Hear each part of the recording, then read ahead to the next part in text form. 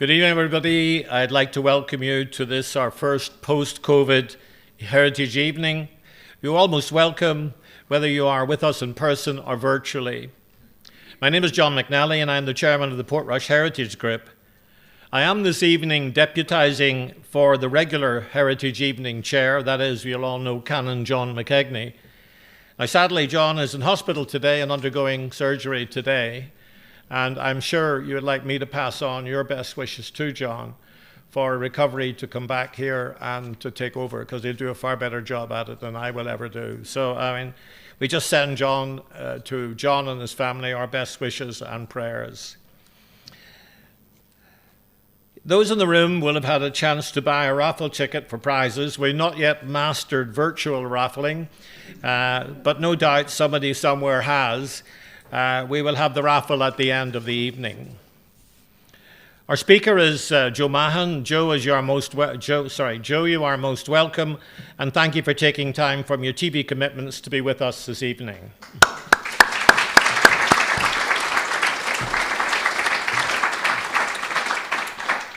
Before TV fame, Joe was a teacher of history and English in Derry, Londonderry. He was approached by Radio Foyle to come on and talk about bits and pieces, which eventually led to him ending up as its manager. In 1996, he started his own production company, Westway Film Productions, which is responsible for the current very popular TV series of Mahon's Way. Joe, you're a heritage champion. Your programs uncover most interesting stories about our hidden past. Whether it's songs of Sam Henry, whether it's the poems of Seamus Heaney, or interviews with most interesting locals, from Malin to Moneymore and Garva to Grey Abbey. Your knowledge and conversation style uncovers fascinating stories of Northern Ireland's heritage. Ladies and gentlemen, Joe's talk is titled, A Life in Broadcasting, 30 Years On and Still Getting the Hang of It. If you're not a regular watcher of Joe's series of programs, I hope this evening, after this evening, you will tune in, download or catch up with Mahon's Way. To give you a flavour of what Joe does best, here is a short clip from one of his earlier programmes about Portrush Harbour.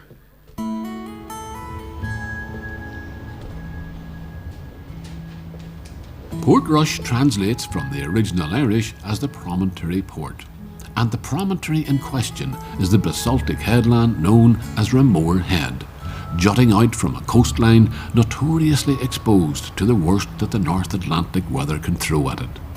From the very earliest days of human habitation in these parts, dating back at least 6,000 years ago, sea-going people would have sought the relative shelter offered by the headland and pulled their fishing boats into whatever natural harbours they could find. So when John Rennie was looking for a spot in which to locate a trading port to service the Coleraine linen trade in the early 1800s, he decided those early seafarers knew a thing or two and located his harbour right here. It was completed in the 1820s, and with its beautifully built curved stone walls, incorporating the famous Pilgrim Steps the last emigrants would take in this country before embarking on transatlantic journeys, the old harbour remains an attractive piece of engineering heritage in its own right. Tucked away in a cosy little elbow crook of the headland, it certainly provided protection from the elements. But it was soon realised that the quarter acre of mooring it offered at low tide was far from adequate for the burgeoning sea traffic of the expanding town of Portrush. John Rennie died in 1821, but it was his son, who later became Sir John Rennie, who came up with a solution. A greatly expanded harbour consisting of a north pier running southwest from Ramore Head for about 580 feet and a south pier of 715 feet running west-southwest before turning north towards the other pier. Between these two extended arms was an entrance of 270 feet, and together they sheltered an area of 10 acres. I'll tell you a little more about the Rennie family presently, but now it's time to meet Ciara Lappin. Ciara is a civil engineer who's technical director with Doran Consulting, and one of their current projects is the refurbishment of that North Pier, which has withstood many a battering from Atlantic gales over the years since 1835 when it was first completed. Ciara will be able to tell me what it is they hope to achieve through this mightily impressive demonstration of strength and accuracy. But first I thought we should pay our respects to the old inner harbour, whose entrance is nowadays crossed by a footbridge. So this to us now looks like a lovely wee, it's a beautiful looking wee harbour. Beautifully built walls as well. You can see a lovely curve on them. So that would have been part of his original That would have been part structure. of the original structure. The harbour would have been founded on big stone rubble blocks, and they would have been sunk into the water. Right. Now, areas had said they used caissons, which are like they're watertight retaining structures, so they would have been sunk down.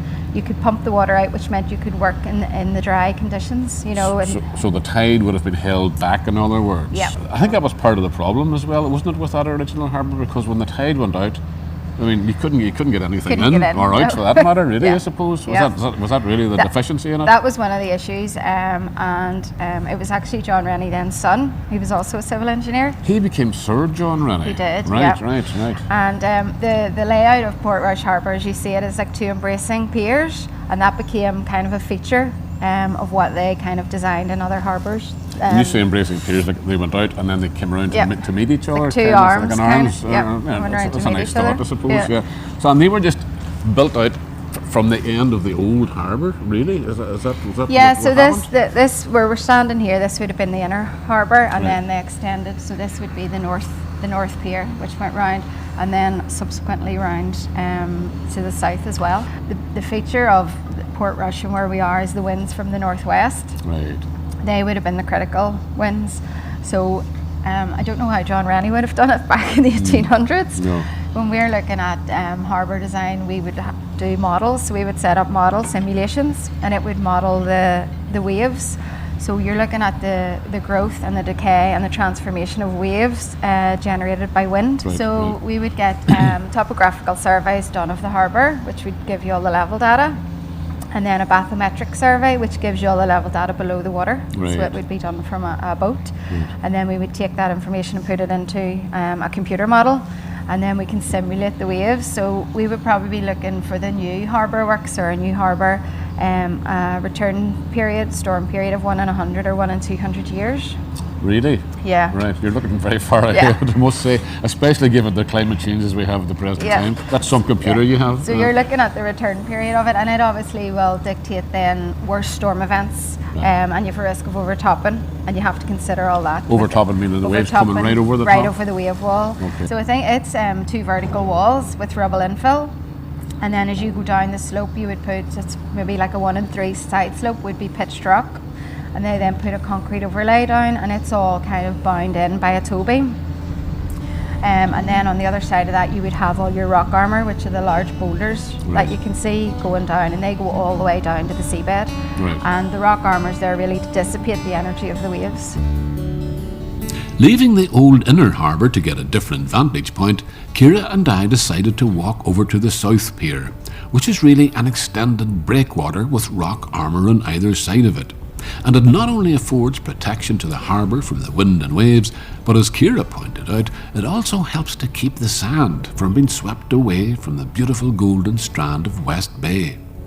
Like all civil engineers I've met, Ciara has great respect and admiration for the pioneers of the profession, and the Rennie family, who were responsible for Portrush Harbour, were certainly that. John Rennie Sr. and his son Sir John Rennie were like a dynastic team, the younger man often completing projects initiated by his father. London Bridge, built around the same time as Portrush Harbour, being a prime example. It was for that job well done that he received his knighthood, and he later became President of the Institution of Civil Engineers in 1845. Among the many other bridges and ports they designed in England and Ireland, people may recognise Donaghadee Harbour as having that same embracing arms Rennie signature that Ciara spoke of. Rennie's design has withstood the test of time pretty well, but the kind of technology that is informing the new work on the North Pier is telling Ciara and her colleagues that the existing rock armour boulders are much too small to meet the challenges of the wind and waves for the next 100 years. The rock armour that's actually there, whenever they got the dive surveys done, is about half a tonne to 6 tonne. So they only averaged about 4.5 tonnes. So as a weight mass, they were much smaller. Because they didn't have the machinery for lifting them, quite simply. Possibly, yeah. And just that with the new harbour going in, and just obviously they've been able to model and look at the wind speeds, the wind direction, and how it's affecting the harbour. And with that modelling then allows them to size the rock armour. So those big rock armour are big granite boulders. And they're ranging in size there from 10 to 15 tonnes, which are around the back of the North Pier. And then on the head that we can see behind us, they're 12 to 18 tonnes. Right. So they're coming from Scotland, actually, Glensanda in All Scotland. the way from Scotland, seriously? Yeah. Now we've had other places where some would come from Norway as well, but yes, these are coming from Glensanda in Scotland, and it's actually the largest granite quarry in Europe. So. Well, the work is ongoing behind us. At this stage, anyway, they're still shifting the big rock armour. The grip of that thing is incredible, isn't it? Yeah. But it's going to be a tedious amount of time before. Yeah, I think it's because it's been ongoing. The works have started. They're due to complete May, June this year. May, June. So it's still been going on for It's quite still some been going on time for yet. another- Yep. Right. And you'll be able to come back here in the middle of the summer, Middle of and summer not know and anybody's fine. been at it at all. Yep. The thought occurred to me, we're talking about this being an historic kind of harbour that's been here for 150 years thereabouts, more or less. Your firm, for startup, has to look at the whole thing in the round, Yep. and not only just look directly at the place that you're in, but how it might affect other places Yep. beside it. In fact, you had to undertake an archaeological survey as well, isn't that Yeah, I right? suppose because Portrush is a historic town, and as part of any work that you kind of would have to do, Historical Environment Division, HED, so they would be one of the bodies who would be consulted for Right. works to go ahead. And part of that was we had to get an archaeological survey done. And it'll identify anything, listed structures, anything of interest that the works may impact on. So if by chance they had found some, I don't know, like a wreck or something like that, Yeah. nearby that was worthy of preservation, Yeah. you would have had to tread very, very carefully. Yeah, and I mean there's a history of lots of wrecks, between the mid 18th and 19th centuries, right up, that have been shipwrecked off the coast. But none close enough But none close enough that they would impact on our works. And many of them after the ship, they would have been removed at the time as well. Civil engineers are rightly concerned about the impact their project might have on the history and heritage of a particular location. In the case of Portrush, however, the tables might have been turned. Ciara and I were visiting the harbour at the beginning of April, and 1 month later, on the 2nd of May, work had to stop on the North Pier while the Army carried out a controlled explosion to deal with the Second World War bomb, which had been discovered hiding among the original rock armour. That would have been a case of heritage impacting on a civil engineering project rather than the other way round. Thankfully, all's well that ends well.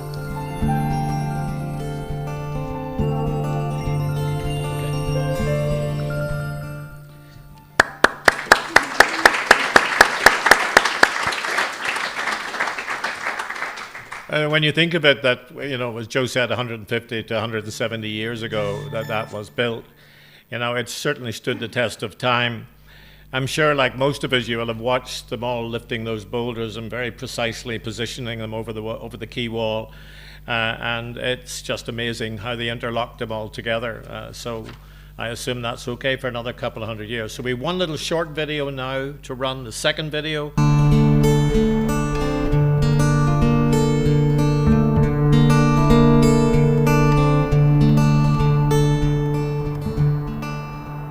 The measurement of distance is fundamental to all human endeavour.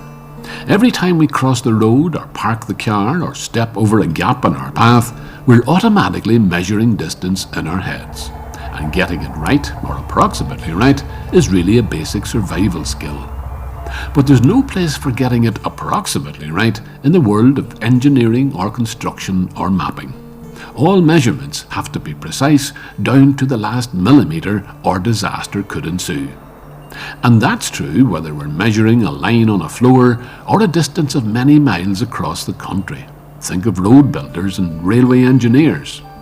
Nowadays we have electronic devices, satellites, aerial photography and computers, of course, which can give us instantaneous answers and eliminate human error. But back in the early years of the 19th century, when the Irish Ordnance Survey was initiated, there were no such aids. All land measurements were made by hand and eye, a lot of foot slogging, and a lot of Pythagoras. On the 6th of September 1827, Major General Thomas Colby commenced the most important measurement that had ever been made in this country. He had been appointed to carry out the first ever 6-inch to 1 mile mapping survey of the entire country of Ireland. And to start out on this exercise, which would take many years to complete, he needed to measure the baseline of what would become the biggest triangle he could imagine. He had chosen the eastern shore of Lough Foyle, on which to measure out a distance of almost 8 miles. The flatness of the terrain would certainly help, but this measurement would have to be done to a standard of accuracy that had never before been achieved anywhere in the world, because all future maps of this country would depend on it. Jeff Bell of the Ordnance Survey and I are approaching a kind of circular monument in a field behind the village of Ballykelly, not far inland from the Lough shore. This is the southern base tower, and it marks one of the exact endpoints of that distance of 41,640.8873 feet measured by Colby nearly 200 years ago.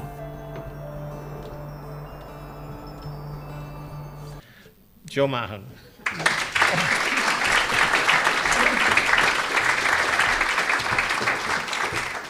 Well, thank you for that very warm welcome, and it's the first time, I think, because we had live streaming starting a wee bit later after. It's the third introduction I've had in one night, which is brilliant, which I enjoy getting clapped, so it's great. It's a bit uncomfortable watching your own programs, I suddenly realise, when there's other people in the room, because you keep thinking, oh, I made a mistake there, or the camera's going on. But anyway, it saves me the bother of having to prepare something specifically about Portrush for tonight, because you've already seen it. Now, for the people who are watching the live stream, you haven't seen it, so just hard luck, all right? There's another film which I'm going to refer to, which came after that, a very short introduction film, and it's relevant really to what I want to say about the 30 years in broadcasting. If I'm actually honest, you know the way people say, well, that was 30 years ago, and if you tell somebody, we built that house like 40 years ago, it stays 40 years ago, even 10 years later, if you understand. You know, so these little nuggets of time kind of get fixed in the rock face. So the 30 years is getting longer all of the time, John, since I first brought that phrase in. So I don't know, I should really go back, if you're interested, in the start of my career. As John said, I was a teacher at one stage in Derry, Londonderry, in St. Peter's up in Craigan, which was during the 70s. You know, it was a rough stand, I'll tell you, for a while, as you might imagine, you know. But I enjoyed teaching for the fairly brief 7 or 8 years that I actually did it, and I was among very good teachers. I'm not claiming to be a good teacher myself, but one of the things, being young and full of idealism, I'm sure there's teachers here in the room who would yes, any hands, any ex-teachers even, or anything like that? There's quite a few current teachers, right? Fair enough. Well, when we were doing teacher training way back in the last century, child development was, you know, or learning was about Piaget. Do you all remember Piaget? Those were your teachers, right? You know, all these different stages of development and so on. So I was very into that. So I had this class of, and they were kind of boisterous, would be a good way to describe them. And I decided that I'm teaching history in a place like Derry, where you've got, you know, one of the best historical resources in the entire country, if not in Europe, and that was the walls of Derry, of course, down there, hundreds and hundreds of years old, as part of the city. And these youngsters really would have only known them as in part of the backdrop, or maybe on the way home, but they would not have explored them at any great length. So I thought, this is a perfect opportunity to actually talk to them about the passage of time. And one of the things I always found difficult to impart to children of a certain, these are all 13, 14-year-olds around that age, had no interest in history whatsoever, as you might imagine, but I thought they would have it in their interest in their local history. But the notion of time, you know, relative time to them, like 10 years, 20 years, 100 years, 1,000 years, 2,000 years, no idea at all of the concept. It's all the same to them. It's all just the past.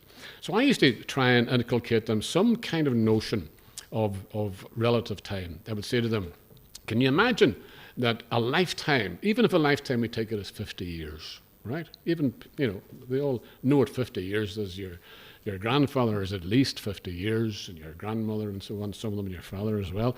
But, that's a conceivable length of time, somebody's life. I said, just put 40 of those together, and what do you get? You're back 2,000 years, you're back to the time of Christ. And they'll go, right, get you now. So that's something concrete, I thought. So let's go down to the Derry walls and let's talk about the history of the siege for a start off, and where it occurred, and you'll see something that has actually happened hundreds of years ago under your very nose now here today. And we did. And I took them down, a wee bit boisterous. Another teacher helped me, but we did a tour of the walls, and we talked about the apprentice boys shutting the Ferrigy gate, and with King James coming up to Bishopgate to demand surrender of the city, and somebody firing a shot. And all good gung-ho stuff, and plenty of destruction, plenty of noise and gunfire, and all the rest of it. And then taking them back up to the school again, the debriefing the next day. Well, what did you think of the walls? I was all right, Well, what did you learn about it, And I asked the question at one stage. I said, what do you think King James should have done differently? When he rode up to the Bishopgate on his horse and demanded, what would you have done differently had you been advising him at that stage? And there was a lot of silence in the room for a while, and then eventually we'll change the names to protect the guilty. It's called Toland. Hand goes up, sir. And I suppose I should say, I mentioned Piaget. Piaget would describe him as at the concrete operational stage of development. And he said, "You used the wrong gate, sir." And I thought, well, dude, that's an encouraging answer. I said, well, what would you have done? He said, I would have used Butchergate. All right, so Butchergate is the one immediately looking out over the bogside. I said, well, why Butchergate? Why would it have been more successful there? I said, well, he could have rode up there on his horse, right, with his men beside him, at Butchergate, and he could have hid the rest of his army behind the Roswell Street flats.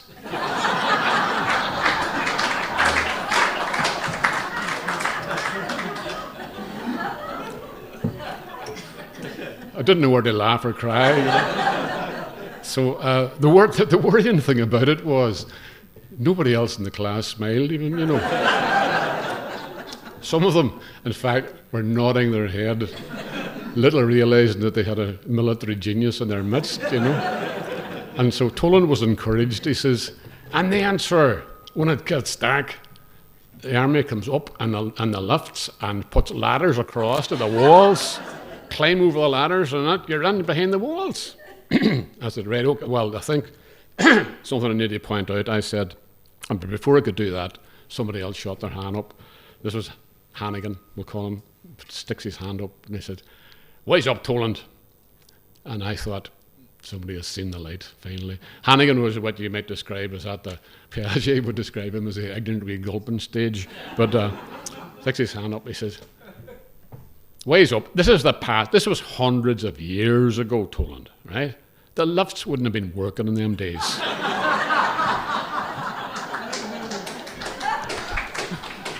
You can kind of see why I give up teaching. But anyway, the next stage of the story, I suppose, was indeed, as John has said, radio foil and working for the BBC. And I must say that one of the things I'm very, very grateful to the BBC was the amount of training, the long weeks and months of different kinds of training that you got at the BBC was absolutely superb, and stood me in good stead for the rest of my life. And it was while I was there working on radio, as a radio producer, and as John has also said, managing the station. This is way in the early days of Jerry Anderson, the late Jerry Anderson, all the other people who've come through that. A lot of very good news people started off, all youngsters at the time. But during that course of that time, I was encouraged to make a film, which we did. It was a film, I don't know if you're maybe aware, some of you, of Dennis Bradley, who used to run the Northland Centre at the Ames Bradley. He used to run the Northland Centre, which was a centre for addiction and treatment and so on. And he said he got money to make a film, and I won't dwell on it, but he came to me and he said, would you want to write this film for me, and we'll write it together and you can direct it. And I said, I know absolutely nothing about writing films or directing films. He said, well, sure, I'll help you, and we'll get Terry MacDonald, who was an amateur cameraman, to actually film it and record it, you know. So we did it. We made this completely amateur film. In other words, nobody got paid, nor did we deserve to get paid as far as we were concerned. But with amateur actors and Terry doing it, and we made it. It was about, I don't know, an hour and a bit long. And the people who gave the money to make it, who were the sort of, you know, abstinence society, didn't really like it because there was bad language in it, and there was, you know, and there was just people depicted having a good time drinking, and that wasn't the whole point of the film, was to depict them having a bad time drinking. But anyway, it was a drama. We made it, and I mean, absolutely astoundingly, it won the Celtic Film Festival Best Drama. And up against, you know, professional films, and it also won the Spirit of the Festival Award. And that kind of encouraged others to encourage me to get out of the radio and into television. But it was really, I suppose, what was the thing that I was bringing to this whole profession? It was really more an interest in writing than anything else. And that was the reason that Dennis had asked me to do the writing in the first place. And it was writing that brought me onto radio. It was writing that actually saw me achieve some kind of success. I didn't realise the success I was achieving when somebody came to me at one stage when I was still a producer, and they said, Radio 4 Woman's Hour would like that wee piece that you did last week on the Watch West programme. I said, well, really? Well, that wee piece was like a 5-minute essay that you read on radio. And Radio 4 Woman's Hour was regarded, I didn't really realise this at the time, as the Valhalla for broadcasting at the time. You know, one of the most if you like, prestigious programmes the BBC did. So I sent it over. Woman's Hour liked it, and they actually asked me for another one, and another one, and another one. And I had this wee column on Woman's Hour back in those days, which was really, really odd for me. And everybody else, they said, this is absolutely wonderful. But I mean, I eventually dried up with sort of ideas. But during the course of doing that, over the months that was going on, I was actually sent over to another production course in London. And we were given the choice as trainee producers at the time, or presenters, to go along and to ask to visit various departments in the BBC. So I said, well, I wouldn't mind going to see in the production house in Women's Hour. So away I went with a few other friends from this course. We were admitted in, and it was the most intimidating thing I have ever seen, because it was a room of this size, and the presenter at the time, who was formidable lady, Sue, do you remember her? McGregor? Do you remember her? Remember that name? She was kind of almost chairing it, and round in a circle was about 20 producers, every single one of them a woman. Naturally, Woman's Hour. So I was the only man, because the other two people who were with me were also two women from my course, and it was the most uncomfortable thing. I came in and I sat down, and they were going, and eventually Sue McGregor says, I'd like you to introduce these three people from trainee, and the one in the middle, the man, is Joe Mahon, who does our essay pieces. And they all looked at me. Now, this is a long time ago, and they said, we thought you were an old man. The way you talked. And I said, and I felt inadequately young at the time. I still had grey hair, but it was prematurely grey in those days. Now it's the real thing. But I mean, anyway, I was delighted to be welcomed into the bosom of Women's Hour by so many women, so literally. I finally made the jump anyway. I mean, I would like to present the notion that somehow my career has been carefully plotted and planned out and followed this line, and nothing like that whatsoever. I just fell from one thing into the next. Circumstances made this happen or that happen or whatever, and I happened to be there in the wrong place at the wrong time, or the right place, whatever you want to way look at it. So anyway, I got involved in television eventually. I'll skip the story forward, and I found myself in about, well, it was the late 80s, I think. I was producing a series of television programs for UTV called McGilloway's Way. And I'm sure many people here will remember the late, great Ollie McGilloway. And Ollie, I'll tell you how I got Ollie McGilloway in the first place. It was back to the time when I was producing radio programs and presenting, but an hour and a half kind of thing on Radio Foil each afternoon. One of the things I wanted to do, because I had an interest in it myself, was to bring somebody from the Mahon anglers in, because there was a terrific interest back in those days, and it probably still is, but it seemed to me in a way a real passion for so many people to bring somebody in to talk about fishing and what was happening at that particular week of the season, how the salmon were doing, etc., etc. And somebody, everybody I asked, he said, "Oh, you get Ollie McGilloway. He's the chairman of the Mahon anglers." And so I phoned up, "What do you want?" I says, "I believe you're the chairman of the Mahon anglers, Ollie. I just wondered, would you mind coming onto the studio to talk about, what you're doing and what's happening in the river and so on?" "Oh, all right." So I brought him in, did the first 5 or 10 minutes thing, and I found it was great. Big, deep-voiced man came in, and did he know about fishing? Of course. I mean, he knew. He was actually, I hadn't realised at the time I was asking, and he maintained this. His day job was, he was head of the School of Nursing at Ulster University. So what he did not know about biology, and also about, of course, extending that out into wildlife and the natural history and the outdoors, not to mention fishing, of course, and every kind of fishing. I mean, his knowledge was bewildering. And so eventually, that little 10 minutes in the studio where he told me, "I feel very uncomfortable in the studio, let's go out and record it out in the riverbank," which we did. We did, I don't know how many series on radio, nature programs on the radio. So I was out recording rivers trickling in the background, or waterfalls in the background, or birds, whatever. But it was wonderful experience for me to be trying to put these programs together. Ollie and I hit it off really, really well. And we ended up, it was Dennis Bradley's idea to put it on TV, and I ended up producing them on the TV. So after about 6 series of McGilloway's Way, which was incredibly popular at the time, because Ollie was a sort of larger-than-life man. He was not, and he had this big, deep voice, as I said, and he had an awful lot of knowledge, and he had nobody could tell him anything about presentation, because he just did it his own way. But people liked that.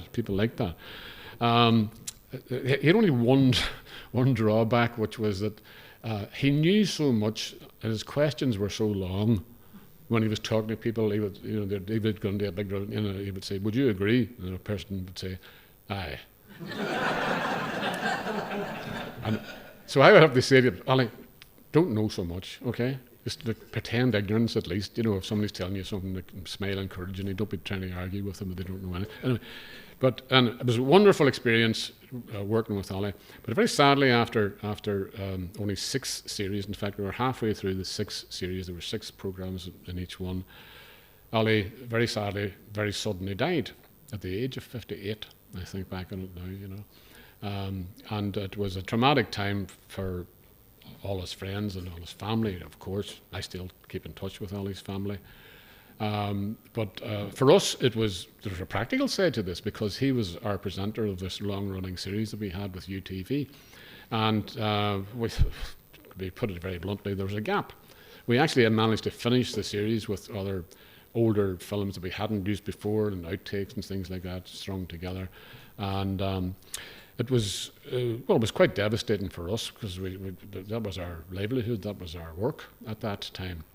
But UTV came to us within a decent lapse of time, and they said, "Look, we like the way you guys, us the producers, we like the way you do this program. Would you keep the slot and maybe do something similar, something in the same constituency, so to speak?" And I thought, well, okay, that's great. Thank you for that offer. And there's no sentiment involved in TV, except on this particular occasion, I think there was a wee bit, it's nostalgia for those times. So we thought, this is a great opportunity. Then we'll go and we'll try and do another program. And we went and we did what you call a pilot, which was, an experimental program, if you like, which we did. It was called The Ranger, and it featured a young ranger who worked in the Forest Service at the time, Donald Whiteside. And Donald's still a friend to this day, in spite of the fact we never get making the programme. But he did make the pilot with us. And I thought, this guy is a complete natural.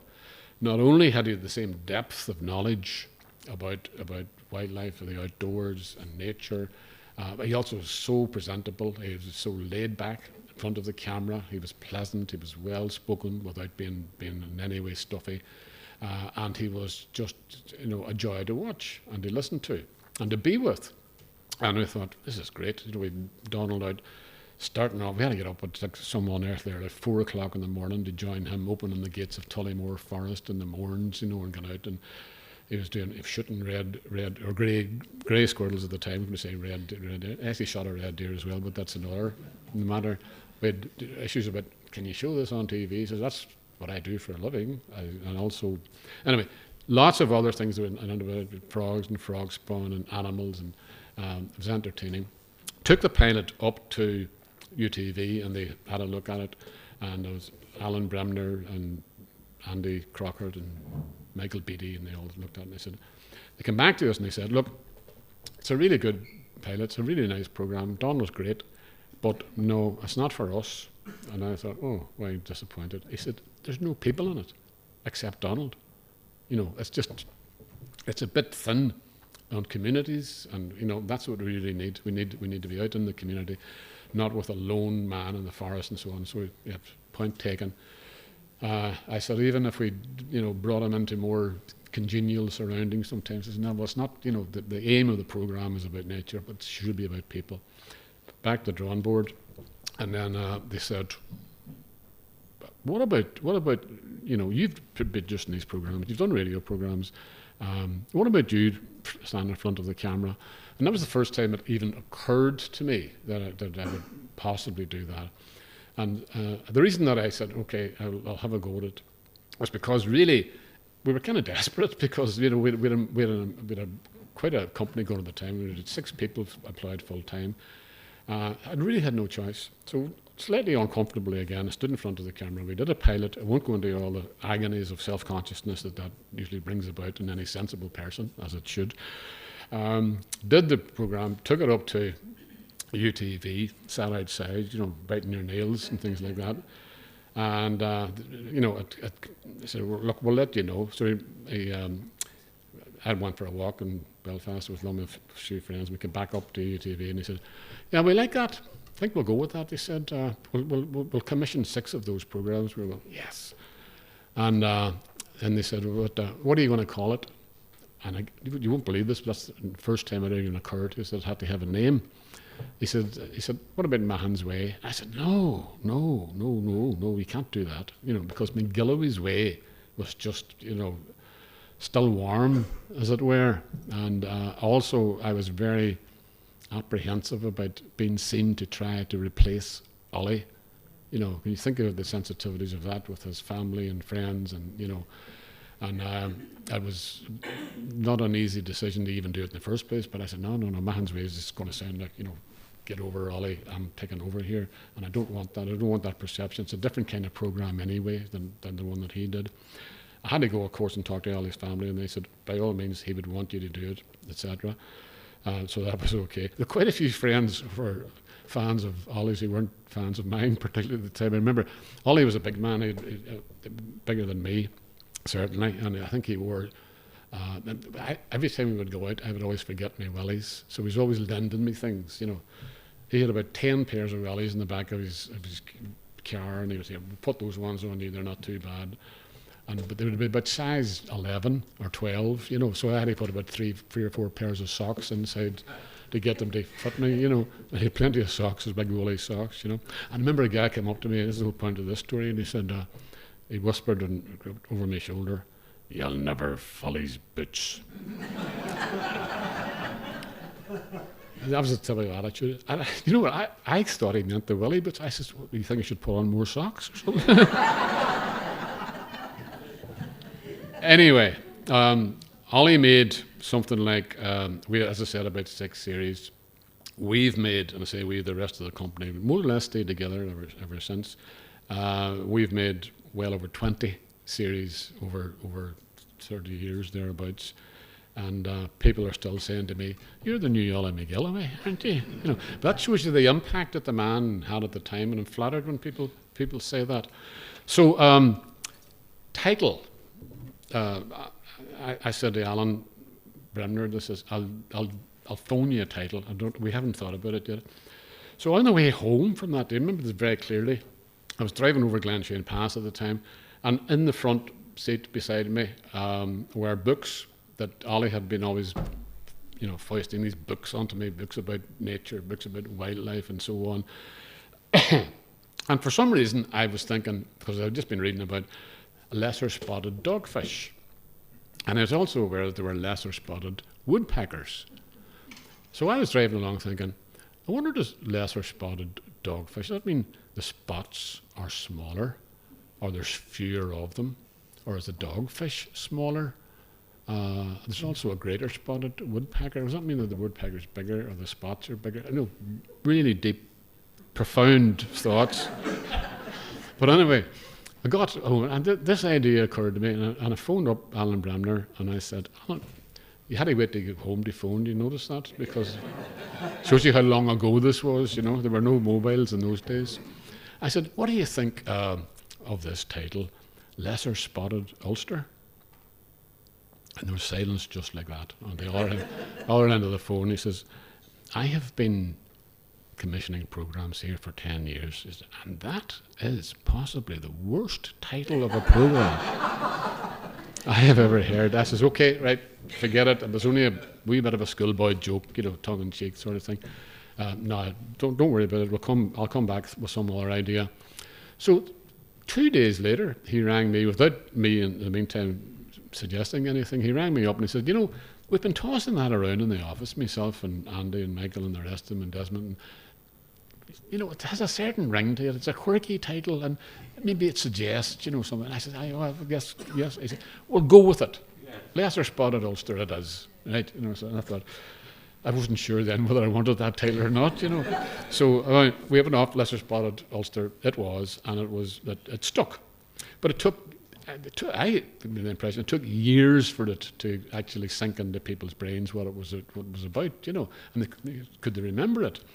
And I remember an evening, something like this. I was up in, this is about 5 years. I was going about 5 years at this stage, and I was up in Temple Patrick giving a talk to the Presbyterian Men's Club, and there was a big crowd of them. So I was delighted to see it, and they had their own business to conduct, and then I was brought up to, as I am tonight, up to the microphone to speak. But just before that, the minister whispered over to me and whispered in my ears, "What is the name of your programme?" I said, "Lesser Spotted Ulster." So he went up a few minutes later to introduce me, and he said, "I'd now like you to extend a very warm welcome to that well-known BBC presenter, Mr. Joe Mahon, and that wonderful programme that he presents, Less Well-Known Parts of Northern Ireland."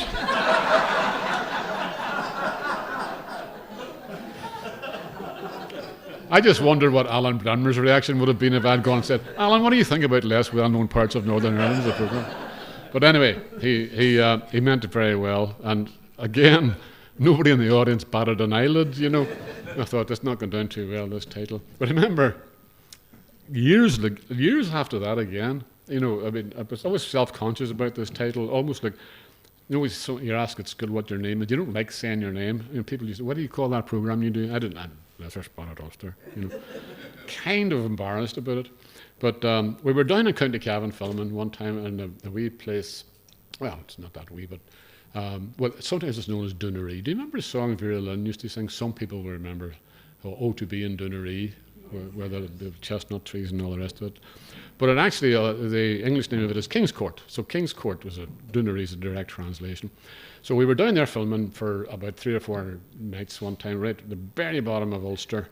And we got on very well. The crew and I had been filming in and around that whole area. We were staying in a small hotel in King's Court.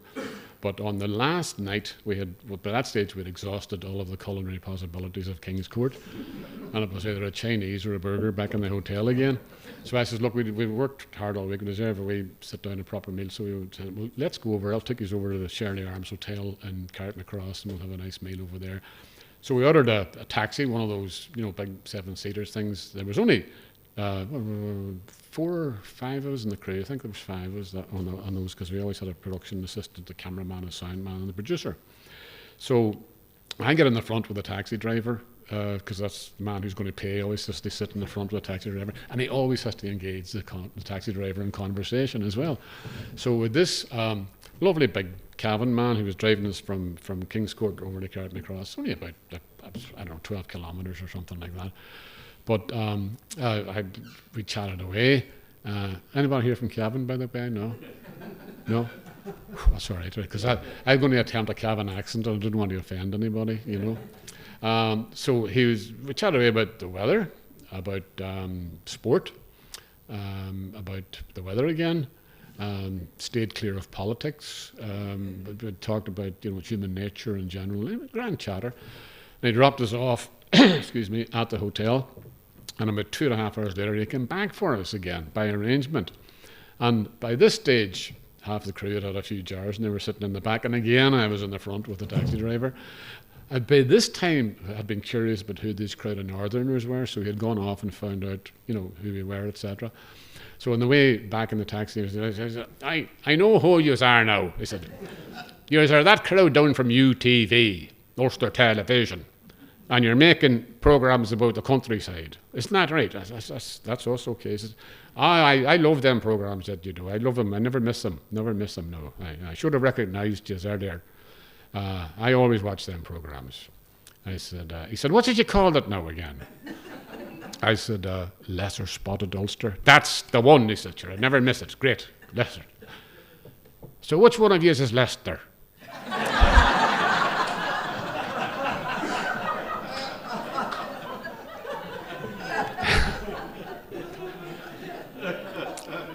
So again, I thought of Alan Brandner. What would he have said? He said, Alan, what about Leicester's Potted Ulster? It would be grand if your name was Lester, but of course it wasn't, But I mean, he was all chuffed, like, they know my programme down here in Cavan, So the poor man probably had never heard of it before, obviously, but was just too gentlemanly and polite just to pretend that he had. Anyway, you did see, those of you who are not having to watch this live stream, and we did see a short film I'm going to refer to now. It was only about 2 minutes long, but it was an introduction to another one of those Ulster Giants programmes. Was it about Lochfoyle? I can't remember. But it was about the Ordnance Survey that occurred in the 1820s and initiated in Ireland, in Derry, Londonderry, where I live. And it was the reason that I played that little 2-minute segment of it is that the Ordnance Survey was nearly one of the first, if you like, non-TV commissions I was ever given. Way back in 1990, the Tower Museum in Derry was being actually built, designed, constructed, and there's a very nice man called Robin Wade, instructed by, the archaeologist Brian Lacey, and they commissioned us to do a number of films for the museum. You can, believe it or not, you can probably still see them, or some of them, in there today. And one of those films was about the Ordnance Survey. Now, I have to confess at the time I knew very, very little about it.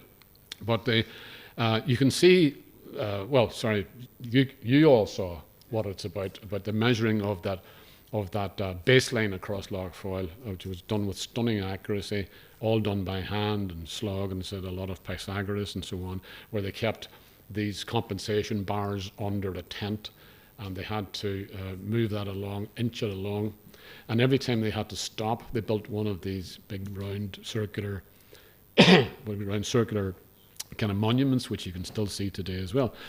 But it was making that film that actually really changed or gave me an idea and put me on a course that I really have never got off since, because I discovered much more about the Ordnance Survey and the people who were involved in it. Okay, it was a mapping campaign. It was part of the, if you like, the extension of the British imperial effort to map the country and map Ireland and so on. But they hired in for the purpose not only some of the best engineers, officers in the British Army, but they also hired in some of the best scholars in Ireland at the time. It was called, in fact, at one stage, a peripatetic university. There were some of the best experts in there, scientists and mathematicians, of course, but also historians and linguists and so on. And they would travel around the country. And there was a man called Thomas Larkham who set up his headquarters in Phoenix Park in Dublin, where all of this information was being sent. And Larkham was an antiquarian as well as being an historian, as well as being involved in the survey. And he was avid to collect all of this information. One of the people, and I think, can we get yeah, there he is. Thanks, Stuart. That's a portrait of a man who's probably the greatest single influence on me, if you like, in terms of my outlook about making television programs. His name is John O'Donovan, okay? Some of you will have heard of him, some of you will be very familiar with him, some of you as local historians will certainly have read or benefited from the work that he did. John O'Donovan was I'd start with the end of his career. He was the first professor of Celtic Studies at Queen's University. Now, he started off almost as a hedge schoolmaster in his bare feet, you know, from way down in Kilkenny, I think he was from originally. He was taken on because he was an expert in languages. He was fluent in Irish, fluent in English, obviously, also Latin and Greek. He was a complete genius. And he also was an historian, and as quite a young man, he was eventually trying to raise a family of 12 people in Dublin, 12 youngsters in Dublin. But he spent a lot of his time on this peripatetic business, going Shanks mare round the whole countryside, either in stagecoaches or on horseback, or quite often just walking from place to place. Got drugged many a time, got pleurisy and pneumonia, and broke his arm. You know, great adventures going around the country on his own. And one of the things he did was write about 3 letters a day. So he had to get to a post house to get a letter get sent down to Dublin and get replies back and so on. But his job was to collect and correct all of the townland names. I mean, the Ordnance Survey people realised we can do a map, certainly, but all of the names in Ireland, north or south or east or west, are all still derivations of Irish townland names. And there's something like 66,000 of them in Ireland, right? There's not a blade of grass or a stone in Ireland that doesn't have a name, right? Everything, seriously. And whenever, even after the plantation, whenever people came over and land was granted out here, there and everywhere, I mean, one of the things they retained very assiduously were townland names because they were so useful. I mean, the march between townlands was still extraordinarily clear in Ireland, and the people who did the Ordnance Survey in the early 1800s wanted to keep them as well, and wanted to put a correct version of the townland on their maps. So if you open your map today of anywhere around here, and an Ordnance Survey map, you'll see the townland names are still there. And of course, some of those townland names are now towns, and so every single townland, if you like, in the entire country, and let's say Ulster has its share of them, let's say there's about 16,000 townlands in Ulster. All of them are derived from Irish language words, or not all of them, some of them now have been given slightly different names depending on who the landowner might have been. But the names of those townlands are real names, they're not made up names. They actually come from history. They come from events that happen, they come from the topographical description of the land itself, or they come from somebody's associated with it, maybe a saint's name or something like that. But all of them are sensible, rational, derived from real events, real people, real countryside. And that's why I think that they're so precious. And they were the things that O'Donovan was going around the country collecting. And not only collecting, as I said, correcting, because over centuries, of course, lots of words had become corrupted and things had got, spelt differently or wrongly. People had, for various reasons, tried to anglicize them badly, and it kind of, a lot of them needed to be corrected and to be understood in slightly different ways. And just a very simple example of that is one place I was doing recently, because we were filming down there. There's a place near Malin, town in the Inishowen Peninsula, or the Malin Peninsula, if you like. It's called Trabrega Bay, and it's very well known. It's up below Knockamany Bends, a beautiful, beautiful, beautiful viewing point up there. One of the most absolutely striking in the entire country. But Trabrega Bay, whenever O'Donovan came across it, was called Strabrega Bay. And it appeared, old Admiralty maps, and even today you'll see them, S-T-R-A, Strabrega. Now, Stra was the Irish word for a home or a river meadow, okay? And Brega is the Irish word for deceitful or lying, untrustworthy, okay? So there's a story already. Strabrega, the lying or deceitful meadow or home. And O'Donovan took one look at the place and he said, that's nonsense. He said, it's tra, strand. It's the lying or deceitful strand. This is where the tide creeps up behind you or cuts you off or is not trustworthy and is dangerous, in other words. So he immediately, that's typical of the kind of correction or example that he made, and because he understood the origins of the words and he understood a wee bit about topography, and he understood a lot about history as well. So he spent a lot of his time dedicated to this task and around the country and sending this stuff back to Dublin, and it's now even still on our maps. And there's reading about O'Donovan and just the life that he had, and also he's a wonderful, wonderful writer. He's a very funny man, and if you read some of his letters now today, you'd swear he wrote them last week. You know, he had a very modern sense of humour, modern kind of sensibilities and so on. But not only was I fascinated by John O'Donovan, this is back in the early 90s, this is true.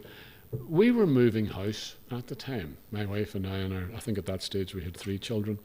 We were moving house and we were getting a new house built out to Culmore Road, way up past the Foyle Bridge, and it was a completely new building site.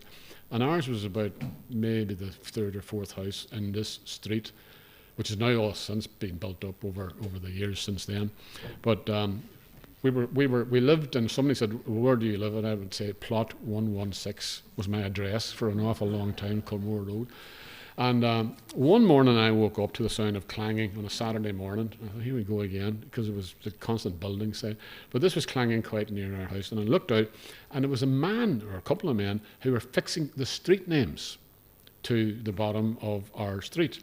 Now, at this time, I was actually making these films for the Town Museum. So I went out eventually and looked at the name of our street. I said to my wife, guess what, where we live? We live in O'Donovan Road. O'Donovan Road. And I just went out and discovered that the other names of the estate that we were going to be living in were not only O'Donovan Road, but Portlock Place, Joseph Portlock, Colby Avenue, Larkham Drive. These were all the big names out of the Ordnance Survey. So some developer had got a very tasteful idea. Let's call after these people who are these great scholars. So I was living in O'Donovan Road, somebody I was hero worshipping at the time. I thought, this man is haunting me. And in the same year, my mother, God rest her, was still alive, and she was down visiting in Dublin, a cousin of ours, and she brought me back a few photographs, a few snaps, and she was standing outside my cousin's house, which is a wee kind of Georgian terrace in Dublin with the nice railings outside. And I said, yeah, that's Michael's house there, and it's lovely. I said, that's pretty nice. And I said, what's that blue plaque? Is that a blue plaque on the wall behind you in the photograph? So she looked at that. She said, I never really looked at that, you know. So I got a magnifying glass out of it. John O'Donovan lived here. and the years, and I literally felt the hair stand on the back of my neck. This man is, he's gone now. This man's haunting me. This man is haunting me. Anyway, that set me on this track of discovery, if you like, with that in mind. Not only that, the Ordnance Survey produced memoirs, which weren't even, the only one was printed, I think, in their own lifetime, was the one on the west bank of the Foyle. But these memoirs are now still gold dust to local historians, as some of you I'm sure are very, very familiar with. And these memoirs looked at these. This was for Larkham. It wasn't enough just to get the names right and also just to get the lines right, or the marches between this town and that town. They set out to do a kind of doomsday book, because they wanted to examine what society was like in rural areas under a number of headings that included, ancient topography, modern commerce, history, natural features, and the, if you like, the habits and beliefs of the people, and so on. And these were all written in kind of pretty formal, almost military style, because they were not encouraged to be personal about them, just to be factual. Even so, some of them managed to be fit a good bit of writing in there, and they're just a mine of information. And I thought, wouldn't it be nice to go and do a modern version of that ordnance survey?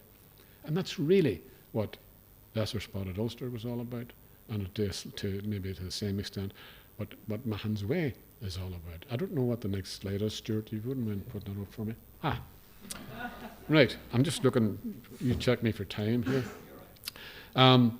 One of the, if you like, the stratagems that we use and have used for many, many years is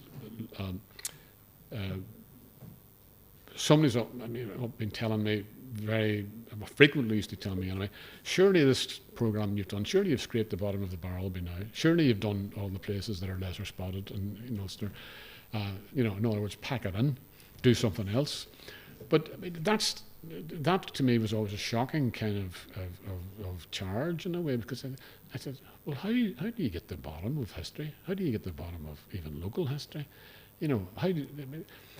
We developed this kind of, as I said, maybe call it a motto: stay small and dig deep. In other words, the place that we live in, even though I don't think it's small, you try and get out and walk anywhere in Ulster and see how long it takes you. The people who lived here in Ulster hundreds of years ago, before they ever saw a map, thought it was the whole universe, and rightly so, because it takes you an awful long time to get from anywhere to anywhere else. So it's actually our knowledge of maps that make us think we live in a small place. If you've never seen a map, you'd think, there's no end to it at all. The point about the size and about getting to places is really, it all depends on what you're looking for. Stay small and dig deep. It's a wee bit like, I'm sure you've seen modern archaeology at work. It used to be in the past that archaeologists would dig up a whole site, just everything, tons and tons and tons of earth just removed. And so doing, they would admit themselves they destroyed the site, laid bare what was underneath, but probably destroyed a lot of stuff in the meantime. So nowadays what they do, if they want to look at a site, first of all they do all these surveys on top of it, using all sorts of X-ray machines, if you like, and then they dig a small trench. They would just dig a trench from here to that wall, and that gives them a little cross section. They dig down to that, and that lets them know everything they want to know. So what's what we do in our programs, in a sense. We dig a small trench in the history of the place and see what you find as you go down. If you can keep that one up for me at the moment, Stuart, apart from the fact that it's a very unusual photograph, and people say, I said it was saying to John earlier at the start, every picture tells a story, and that's really what I want these pictures to do, or what we use pictures for in TV. What you see is a program, and it's something. You watched one earlier on, which was quite an explicit program. It was about engineering, so a lot has to be explained. But programs work on several levels. The picture tells its own story, whilst I'm blethering on in the background or talking to somebody else. This is a picture which is curious because it's engaging. It's a young boy back in the day when he didn't have any shoes on. You could be wondering to yourself, well, does he have no shoes on because it's wet? He's on a bareback on a donkey. So you say, well, what's this story about? I've actually used this photograph in a number of different ways because in different talks. It's a multi-purpose photograph. You could say it's about donkeys, okay? How much do you know about donkeys? This is a good question. Everybody thinks they know everything about donkeys. The first donkeys were brought to, well, actually, they were already brought into Britain by the Romans. It was the Emperor Claudius who ordered a man called Aulus Paulius to have the second invasion of Britain after Caesar's one in the year 43 AD. And that's the very first time the donkeys were brought across from Europe they come from Asia originally, or Africa originally. That's the first donkeys arrived 2,000 years ago and made their way eventually across to Ireland. Excuse me. And they weren't, they weren't all that useful at the start, because you remember this was a country that had horses. Horses were the machines. Horses were if you like, the war machines, as well as the work horses and the farms, and they're also a status symbol and so on. So donkeys weren't particularly useful. They're always there in the background as kind of pets, if you like. And until the man we have to thank actually for the prominence of the donkey in Ireland, would you believe, is a man, much maligned man, maybe properly so, Oliver Cromwell. Oliver Cromwell, at the end of his 10-year stint, or not his 10-year stint, but after that war, the 1641 rising that ended in the 1650 when Cromwell came across, one of the things he did at the end of that period, and the whole country would have been devastated already, but he took all the horses that he could find, stole all the horses. Well, it's a war, you don't have to steal them, you just take them, right? All the horses he could find, took them out of Ireland over to England for his army. So there's hardly a horse left in the entire country. And suddenly people thought, see that wee donkey, I wonder could he do the same thing? And that's when the donkey came into prominence, believe it or not, because it did all the work in the farm. It certainly became the iconic animal in Ireland for carrying the turf from the bog. I mean, everybody has seen that John Hine postcard depiction of the donkey. And donkey became popular again. Every time there was a war, in the First World War, horses were away off to the war again. People who owned their horses went off and enlisted in the First World War. And whenever the First World War was over, donkeys came back and they some sort of prominence again. When the war was over, the donkeys were sacked again. But somebody did, it's called a donkey census. There was a donkey census taken in the year 1897. And I first read about this. I thought, did they go around finding out where the donkeys came from and who your mother and father was and what age you were and all that? Anyway, no, they just counted them, okay? They probably took more information than that. But do you know this? I mean, in 1897 is a curious thing. In Ireland as a whole, there were 247,000 donkeys, right? All of them, most of them working on farms or countryside somewhere. And the population at that time, believe it or not, meant, I won't do the maths right now, but I mean, I worked this out at one stage, that there was a donkey for every 16 people in the country, okay? So looking around on here now, you crowd would be worth about 6 donkeys as far as I'm concerned. Anyway, it's not about donkeys. That's not what this is not about. It could be about donkeys, or it could be about shoes or boots or something like that there. But I mean, it does strike off another wee tale. I remember talking to a man one time, an elderly man, who was the son of the manse. His father was the Presbyterian minister in the place, but they were all sent to the same school when they were in primary school. And his family was well off, he said, but there were other youngsters in the street down below us before they would go. They'd all walk to the village school together. And he would be sent out well dressed with his boots on. And the rest of the youngsters in the street had no boots. So before he got to the lane, he would hide behind it and take his boots off and throw them over a hedge and put them back on again when he came home, because he was too embarrassed to walk. And, I thought that was a nice touch. He was a nice man. But no, it's not about that either. Sorry. It's about the stuff that's rising up the donkey's legs. It's about the water. Because this picture, although the wee boy looks happy and it looks like a funny picture and so on, is actually a picture of doom, if you like. Because the bridge that he's standing on was once over the King's River, which in the year, I think, 1939, was finally joined together with the River Liffey to provide water for Dublin, because Dublin was dying of thirst at that time, in the sense, nearly literally, in the sense that the water was really, really short. So they went to the Wicklow Hills, they went to a place called Ballyknocken, and they had a shallow valley which contained 8 townlands and 55 homesteads, and they warned everybody, I'm sorry, we're going to have to fill your valley with water. So that's the Poulaphouca Reservoir, the Poulaphouca Dam, the Blessington Lakes, as you might be familiar with them now. It's now a beauty spot with a beautiful lake and so on. But very shortly after that young boy got off that donkey, the water rose to cover everything, and that including the bridge. So it is now, I'm not sure exactly what size of it is, many, many, many acres. And those 55 farmsteads are still underneath the water. And the people who lived there, were their houses, their farms were requisitioned. They were really small places. Stuart, is there another photograph? Yeah. That's a woman called Betty Highland outside her house, which is still at the bottom of that lake as well. And we have photographs like this, not because these people had cameras and so on back in those days. It's because there was a man called Liam Price who was another John O'Donovan fan, but he was a place name scholar, and he was aware, and as a lot of people were who were into heritage, that these houses and these people and this community, these clans, would soon be obliterated from the earth. And he went around, he and another team of people, and he gave trained some of the locals to use a camera and took as many photographs as they could.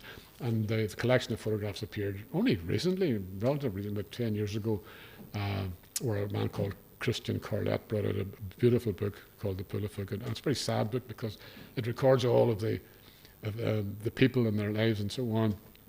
And here's the thing, I mean, this is the thing that struck me almost poignantly.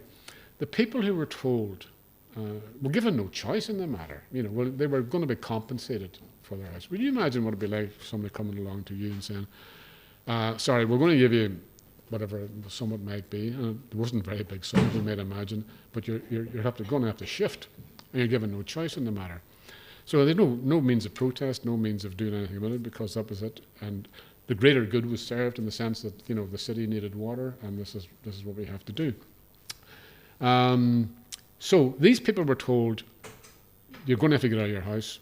So please don't do any, this is the poignant thing, don't do any improvements to it, because we're only going to compensate you for the way it is now. All right? So don't start, it's going to be drowned anyway. It's not much point in doing anything to your roof or fixing that. So thatch is something that has to be fixed regularly, as those of you who ever lived in one will know. And that thatch, a bit raggedy looking at the moment, but you could see some of the other houses in the photographs taken later on. They're really distressed looking and raggedy. When they were told not to do any improvements, they thought, okay, we won't. It'll be next year when it's time. 11 years. It was 11 years they were living like that before they finally were forced to move. And by which time they were saying, we could have improved our house. We could have 11 years of relative comfort. Instead of that, they were like knocking everything back and down and so on, and taking all their furniture out and so on. Anyway, one more photograph, Stuart, I don't know. Yeah, that woman there, Mary Ann Flanagan is her name, and that young man beside her is me, talking. That's still the same shirt. That was done I think that was 2012 or something. I mean, she was 95 in that photograph, right? And she sang a song for me. And she's still got a lovely singing voice. She'd be quite a well-known voice. And she was 19 years of age at the time that she had to leave her house in a wee town called Ballynadown. And she said, the last time I sang that song was in the kitchen of that house. And I said, I don't believe you, because that's pretty well practiced, that song, and you're singing it very well, just flattering her and all. And I said, where's your house now? And she turned and she looked, and she started crying. It was an awful thing. She's out there in the middle of that water down there. And it's true, I remember a similar kind of a thing happened in Banagher Dam whenever they were doing that. Now, there was only one house in the whole middle of Banagher Glen, whenever the Elton Heglish Glen, whenever they built that dam, which serviced the water into Derry. But I remember going back there in 1995, which was a very bad drought year, really hot summer. And the water level kept going down and down and down and down and down in that dam, and we were filming in the middle of that, sweltering hot. And you could just begin to see in the middle of that, the one house that was underneath the water for all those years, beginning to poke up out through the water when that man had to leave his house. But in this case, there's still lots of it you can't really take boats out on, because it's dangerous, because there's still wallsteads down there and so on. Anyway, sad retail. Now, I'm very conscious that I'm probably up to my what? Some questions. Well, look, I'm sorry, I've gone over my time. I haven't even begun to talk about the next 10 photographs. But I will stop there. But that's an idea of stay small and dig deep. And that's how you keep going for years and years and years and years and years. I don't know how much longer I'll be going. Possibly, I think, I'll hang up my spurs maybe at the end of next year or something like that. We'll see. You've been a very, very attentive audience, so thank you very, very much indeed.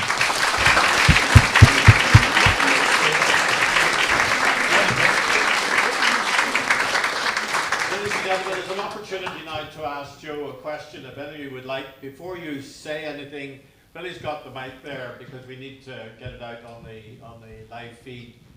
Would anyone like to ask Joe a question? One at the back. Excuse me. Joe, in 2 years' time, it will be the bicentenary of the Ordnance Survey in Ireland. Yeah. Are you intending to revisit the Ordnance Survey as part of any of your programs? Explicitly, that's a very, very good question. I mean, I like to think it's nearly all my programs in a way, you know, because I mentally at least always go back to it. I would absolutely love to.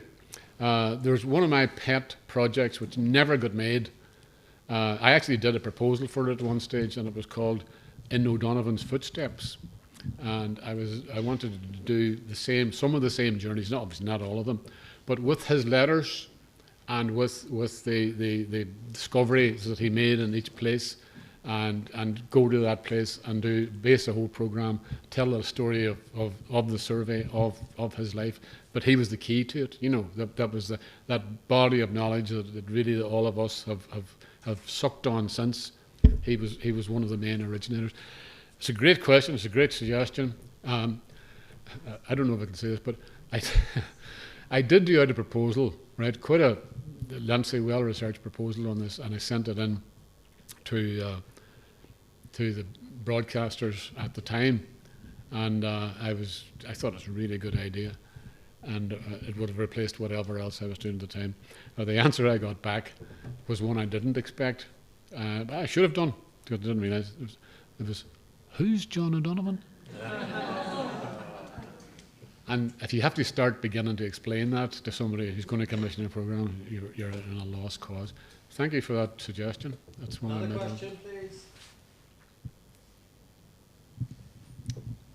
Hold on.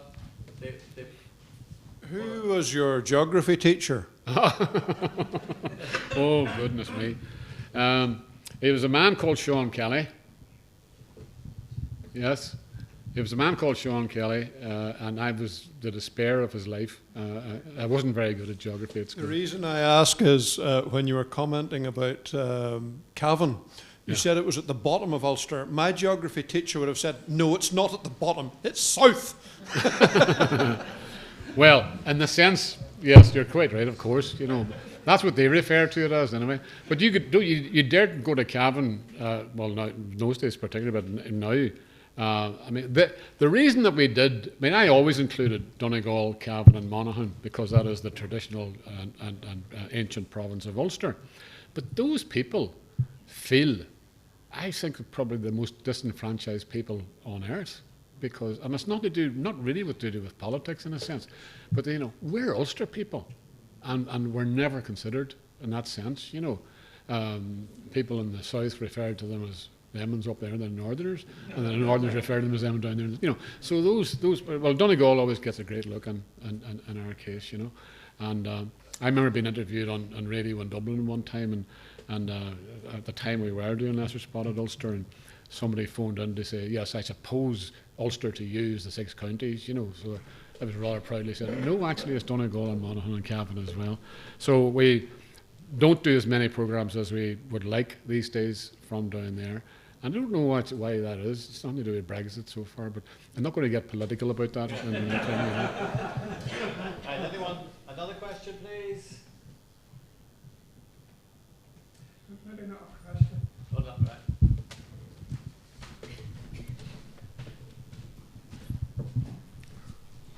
The other evening I was looking at the Northern Ireland Digital Archive and I came across a number of your programmes on it, as well as all in McGilloway. But there was one programme that happened to be up at the Lower Ban, and you were up at, I think it was Port No at the, and this salmon jumped. Yes. How did you manage to get it to jump and land beside you? That was a professional actor, that salmon. It wasn't. No, was it Ollie or was it me? I think it was me actually. I think I was standing there. Aye. We were on the what do you call it? The trap, as it were. It was absolutely astonishing. You know, I thought, you know, what do you call it? The fisheries people are really expert at doing this. Look, you know, the chances of it happening. Well, 2001. My goodness, right? I mean, I don't know what the chances are of that happening, but as soon as we put the camera on, I was talking to this chap, you know, and we were talking about salmon, and suddenly this one comes up and just lands right at our feet. I thought it was John O'Donovan jumping out of the water again. That was a great one, I must say. Yeah. And no, we joke about it after since that he was a member of Equity, and he, you know, a walk-on part, you know, and the thing. I remember that well. You have a good memory. Have we another question? Well, I've just one, Joe. Oh, sorry, Stuart. Sorry. Was there one, Stuart? Yeah, I'll start from here. All right. Well, hold on, get the mic.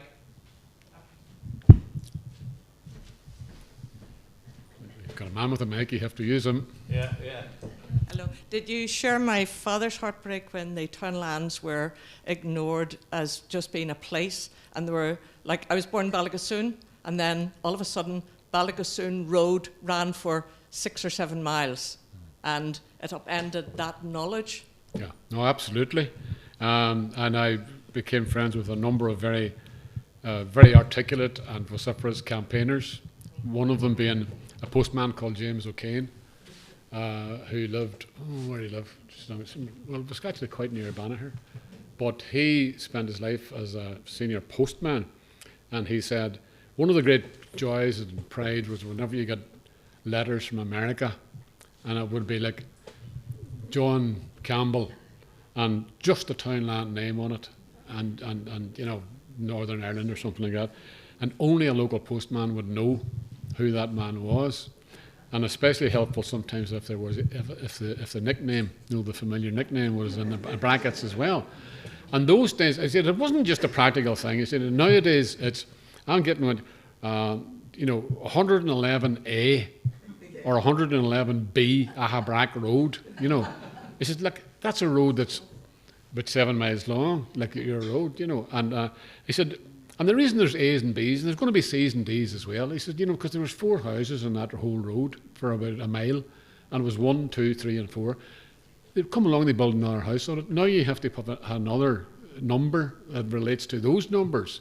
And he said it's a complete mess. They should never, ever, and he was well adamant, never get rid of the townlands. And, you know, I think Fermanagh Council at the time was one that said, we're not getting rid of ours, that's for sure, you know. I would encourage people to use their townland names absolutely in their own address as much as possible, regardless. I know we've got postcodes and all that, and I know how efficient postcodes are, and I'm not at all opposed to them. I think they're brilliant for making sure you get the right address, etc. But the townland names, unless they're preserved in ordinary daily use, I mean, that's a repository of history, of ancient history, and of identity, and of description of the place. I think they're absolutely a treasure house of words that we should all endeavour to keep wherever we can, certainly. I have one quick, Billy. Can I don't. I'll do without it. Sorry. I can hear him. All right. Joe, recently you were in Innistrahull. You were on Innistrahull Island, and it was a lovely program. And you were at that time looking at the light. You were looking at birds, you were looking at the homesteads and the people living there. And I remember growing up, looking out from Portrush towards Innistrahull, and my father, God rest him, counting the seconds between the beam flashing and saying, that's definitely Innistrahull there. Now, I wondered in a way, if you go back to the Argo Delis and the Portrush lifeboat, and about 1960, I think it was, when it went over, and we had those very, very brave men who went and got medals for, and I think Roberta, was any of your connections on that boat? Your dad. Of course he was Cox, wasn't he? Yes, Dora was here, Cunningham. Right. Lovely. And really we, you know, I wonder, are you ever going to think about maybe going back to the island and looking at the maritime history out there? No, never again. I'm only half joking when I say that, because we had a lovely journey outwards, which had appeared on the but the return journey.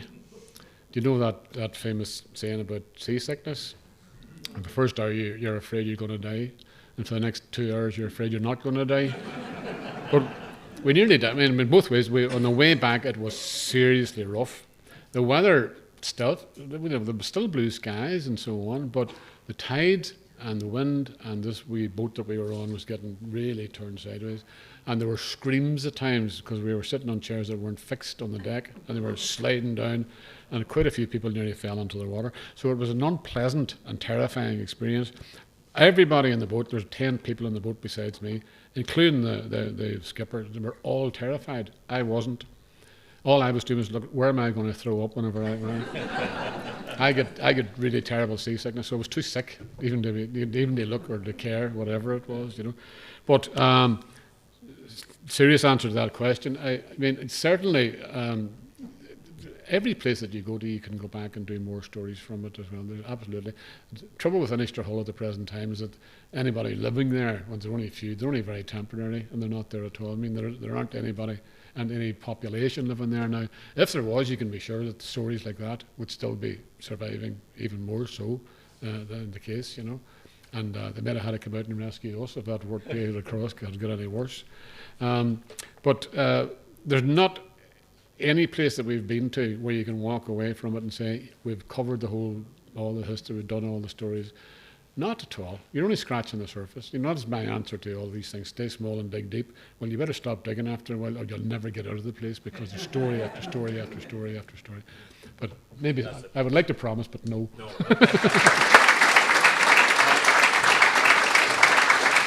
a presentation for you. We'll get your photograph taken by the girls.